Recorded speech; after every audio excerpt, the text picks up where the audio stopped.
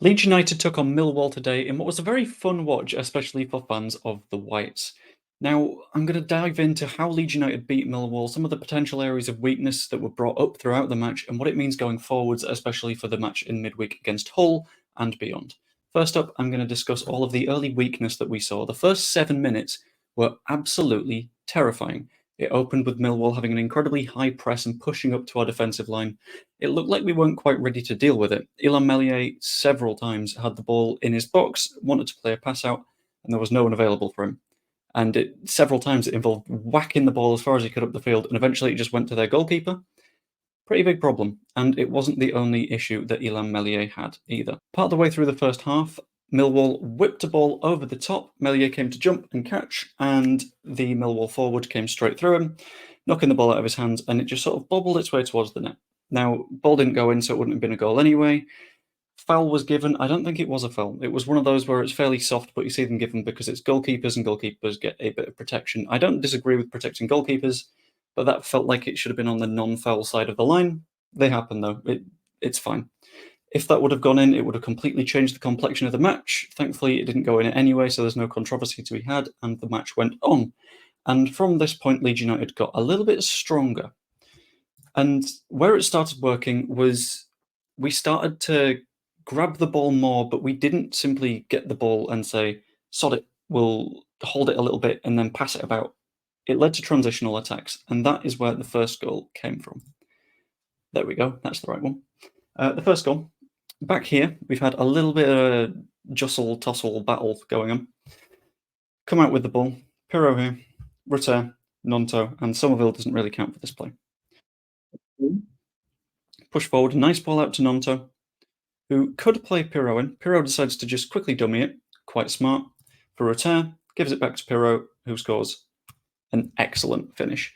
And this is something that we were really, really good at throughout the match. Transitional play, good at just having the ball and using it in effective attacks. I'm just going to bring up the other two goals as well, because I think they're quite relevant to this. This wasn't a goal, but it's another case of transition. It's a case of get the ball out wide, put a ball over the top and see what happens. In this case, it's Somerville, who has a shot and ends up quite unlucky. Arguably could have gone in, but those things happen from time to time. The cat's just come in, so if you hear a lot of meowing, it's that. She might also jump on the desk. I'll get to that a little bit later. I'll also try and find our second goal, which is here. It's another case of having the ball, pushing on very quickly. Their defense isn't able to get its shape. James should have done better, but it's fine. We'll call it a deliberate assist, and it's 2-0. The third goal is another case of reasonable counter-attack leading to goal. Dan James out wide. Nice little through ball this time. It caught a player, but it doesn't really matter, and Rutter finishes for 3-0. That is something that I believe this Leeds United side under Daniel Farke does really well. It's not the technical play in behind. It's not the creative ball that's a zinging little through ball. It's going quickly and challenging Championship defenders. Championship defenders are not that fast. They are not that effective at doing their job, but that's why they're playing in the Championship. The fact we've been able to keep Rutter, we've been able to get Piroe in, is incredible for the fact that we're going to do transitional attacks quite a lot, and they're going to lead to goals. It's just about staying tight at the other end. Another thing that really benefited us was winning plenty of fouls, and Willie Nonto was absolutely impeccable at this throughout the match. The fact that he is still our player is really good because his dribbling is top tier, and the amount of tactical fouls that we saw, admittedly not met with a yellow card for some reason because EFL refereeing, but the amount of times he would take on a man and they just have to bring him down. And the fact we're leading at that point means that we can just take some of the sting out of the game and take a little bit of time to think. We also saw this happen throughout the second half where we'd have the ball in defence, and rather than looking for an out ball to a fullback or into midfield, just give it to Meslier. Meslier can take a little bit of time and then play a smarter ball out. He can see the entire pitch, take the time to think and build reasonable attacks rather than just trying to force something. Another thing that I noticed throughout the match that was a massive benefit to us that I really didn't expect to see was we played Piroe effectively as a number 10, but I find it a bit weird to call him a number 10 at this point.